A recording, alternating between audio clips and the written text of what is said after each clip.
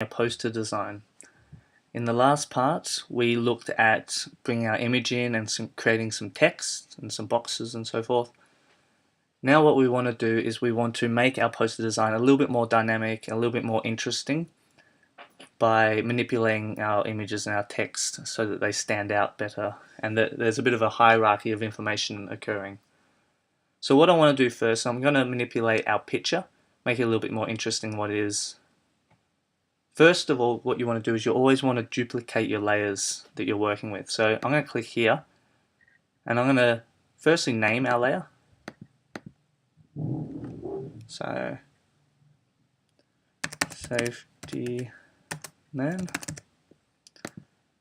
and then I'm going to make a copy of him here. So I'm going to drag him down to the icon next to the bin, and that makes a copy. So you can say safety man copy now, and there's two versions of this in my layers.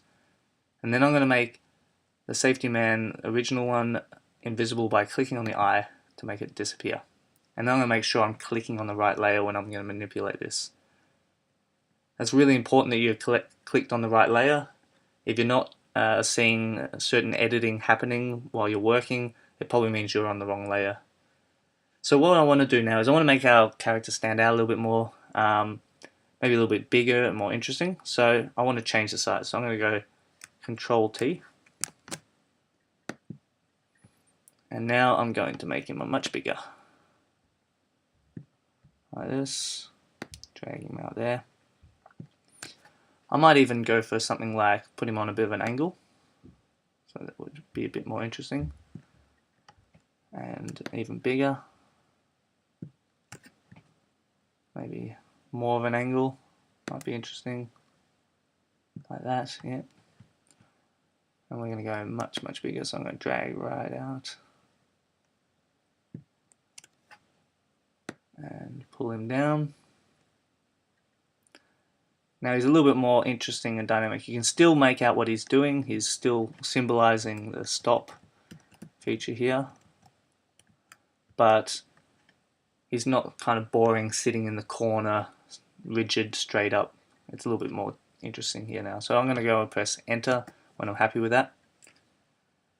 So the good thing is, if I go back to my layers, if I change this image, really don't like it, kind of stuff up something, and I turn him off and go back to my original, I can then start the process again. I can duplicate the original, restart the whole process again. So that's a good thing about that. So we've got our man here.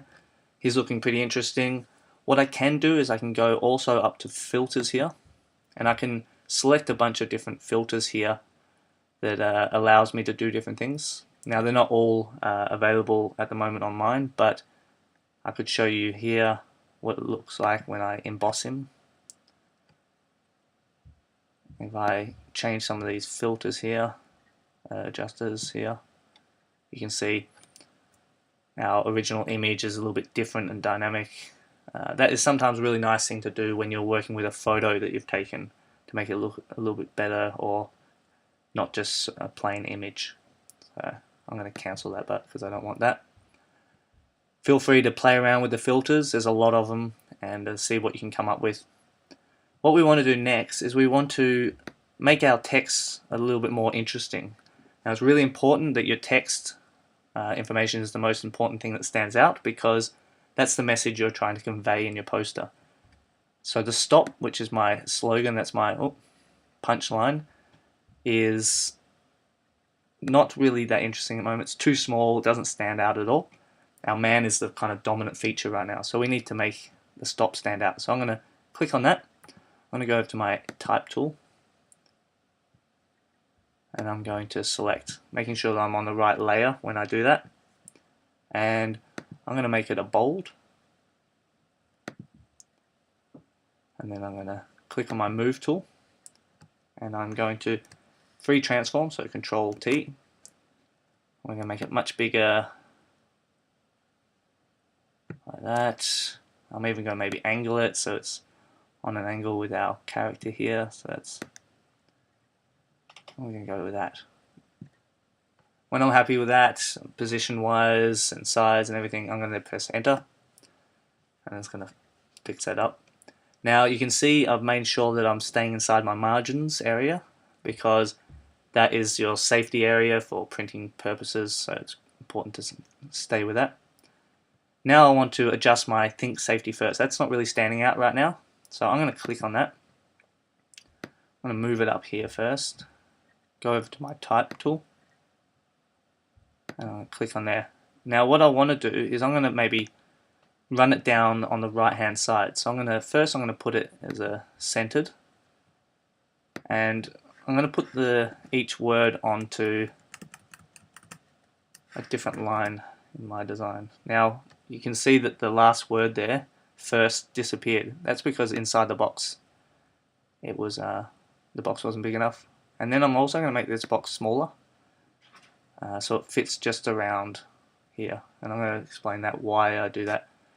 When I'm happy with that, I'm going to go back to my Move tool, move our text here, and we're going to free transform. Now when we free transform, because you adjusted that text box, when I go Control T, that's how big our transform area will be, which is good. And now I'm going to drag, I'm going to make that kind of much bigger, filling up some of this area here. And when I go and press enter on that, I think Safety First is much bigger. Now this is an effective design so far already, because the message stands out. You can see it clearly. It's good typeface, which is a nice, easy readable font, but it's not as interesting or effective as it could be. The stop and the Think Safety First don't really stand out from each other. The stop probably stands out too much. So what I'm going to do is I'm going to add some blending modes on my Think Safety First. So if I go over to my layer here and I go right click and I go up to here, blending options, what I can do now is I can put some different things on here. So I can put on a drop shadow, and you'll see these things happen on the screen as you do them. I could put a color overlay, so I can click and it automatically the first color overlay, the option is this red. If you click on any one of them, you can see there's some options here. I can click on there and I can change that, and maybe we'll make that red because it is a good one that stands out, maybe a slightly darker red. Press OK. Now the stop doesn't quite, it almost stands equal with the Think Safety First, because the Think Safety First is red. I might even want to put on a stroke, which is a line that goes around it. We can make that a different color. I'm going to make it dark red. I can also change the size and thickness of that, like this. It's a bit more interesting. Alright.